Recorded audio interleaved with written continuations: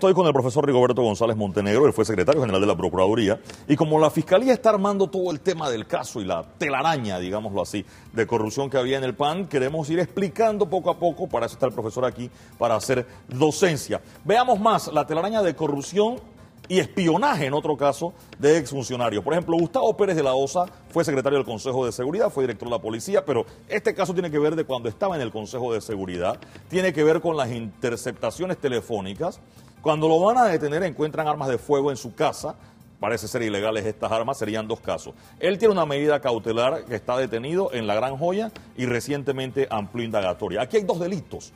Ese contra la intimidad, el de las interceptaciones telefónicas, creo Exacto, que y la posesión ilícita de armas de fuego. ¿Esto se acumula, profesor?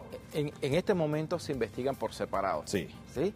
De hecho, de hecho está detenido por el primero, que hay que recordar que la Corte recientemente, ante unos habeas corpus que promovieron, declaró legal la medida cautelar de detención preventiva. Recordemos que el profesor Rigoberto González Montenegro está aquí haciendo la parte docente, no está ni de investigador ni abogado en ninguno de estos casos. Quiero seguir, por favor, con más de esta telaraña de corrupción y espionaje, en este caso, de exfuncionarios. Por ejemplo, aquí también está Alejandro Garús, que también fue secretario del Consejo de Seguridad, también tiene que ver con el tema de las interceptaciones telefónicas. Creo que ahí hay dos delitos. Está el tema de la interceptación telefónica, que es el delito contra la intimidad que usted explicó. Hay un tema de una máquina que se perdió.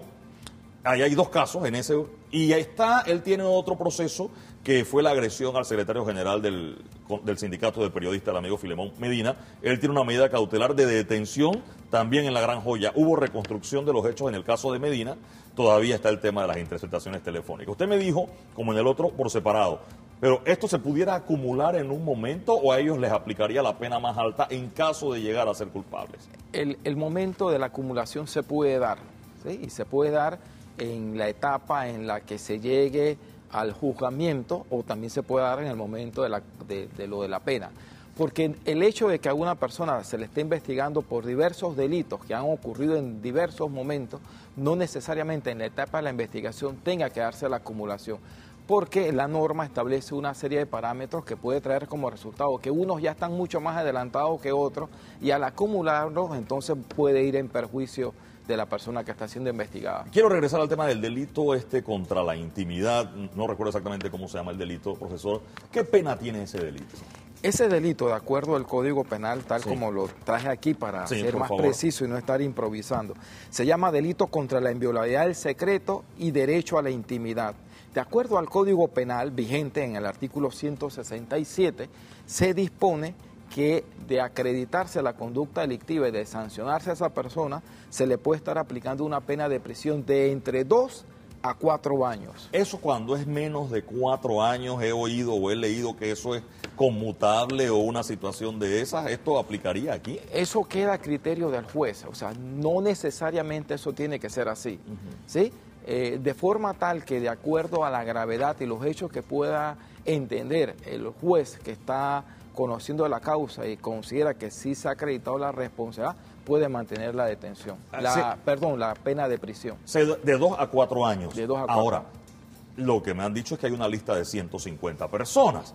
Estos serían 4 años por cada una de esas 150 personas, hasta 50, que creo que es lo máximo que... En principio, se está investigando un solo hecho. Se entiende que es un solo el delito que ha causado afectación a diversas personas. Ok, sigamos con la telaraña de la corrupción y espionaje de exfuncionarios. Hemos visto a Gustavo Pérez de la Osa y hemos visto a Alejandro Garús. Acá viene el caso de Alejandro Moncada Luna, es otro caso.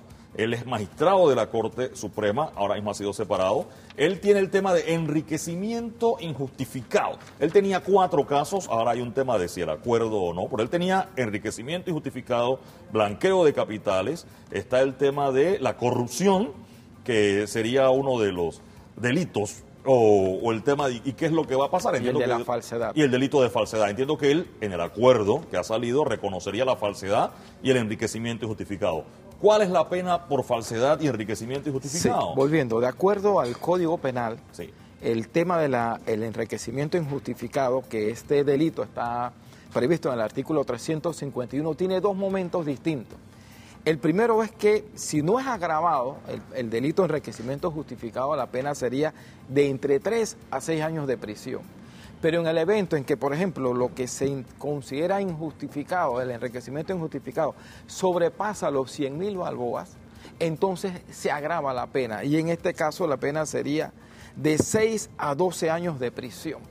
Hasta 12 años de prisión. Hasta 12 años de prisión. Entonces eso es lo que tendría que determinarse en estos casos. Ahora bien, acordémonos que tanto por este delito como por el delito de falsedad, en el acuerdo ellos están estableciendo, además de la posible responsabilidad de la comisión del acto delictivo, el pactar la pena hasta 5 años de prisión. ¿Por qué 5? Si el delito es 6, como usted me acaba de decir, 5 es menos de los 6, cuando Sí. es agravado, ¿no? Sí, entendamos que, porque este es el otro caso, él está siendo investigado por las normas del sistema penal acusatorio y por eso hay este momento en el que se permite, y eso hay que...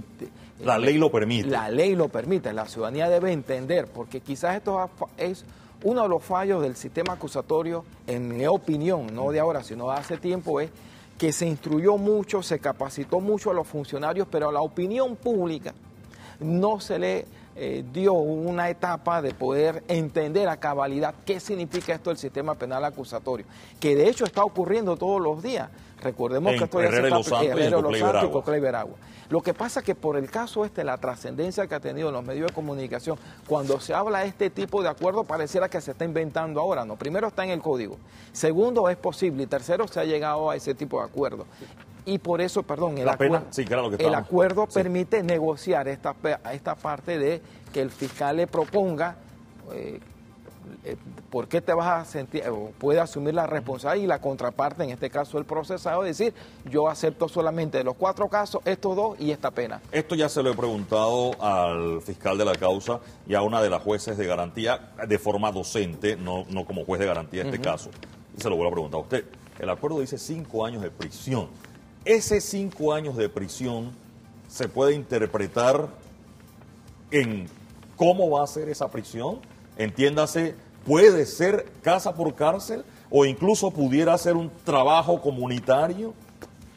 El código lo permite en los 2 supuestos. Ahora, eso no es obligatorio. No, por eso digo, no he dicho que sea obligatorio, exacto, pero pudiera ser esa la decisión. No? ¿Cómo no? Porque, hombre, no hay que ser ingenuo, ¿sí? Y con esto no quiero sobrepasar el juicio de valor que se me pide aquí, y sobre todo por el cargo que ostento de procurador de la administración.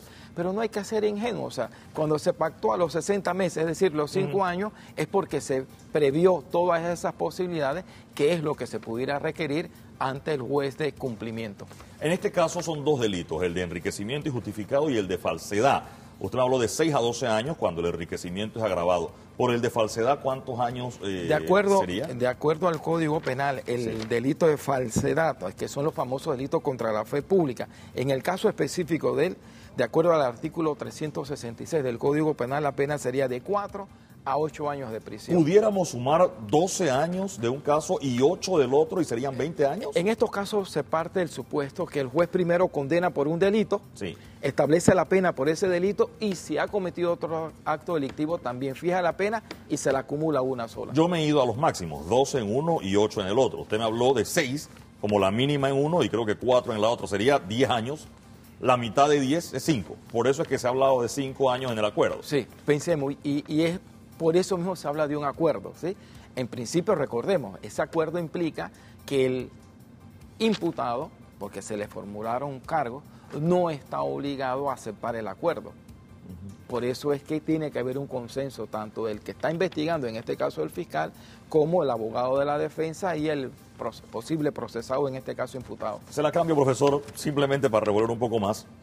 Suponiendo, no vamos a hablar de Moncada Luna, sí, suponiendo que hay un acuerdo entre el imputado y sus abogados con la fiscalía, puede ser en Los Santos o en Herrera, que hay sistema penal acusatorio, y cuando está el acuerdo, antes de que llegue la audiencia para oficializar este acuerdo, el imputado se puede retractar y digo, ¿tú sabes qué? Ese acuerdo que yo firmé ya no lo quiero. Precisamente para eso es la audiencia, y esa posibilidad se puede dar.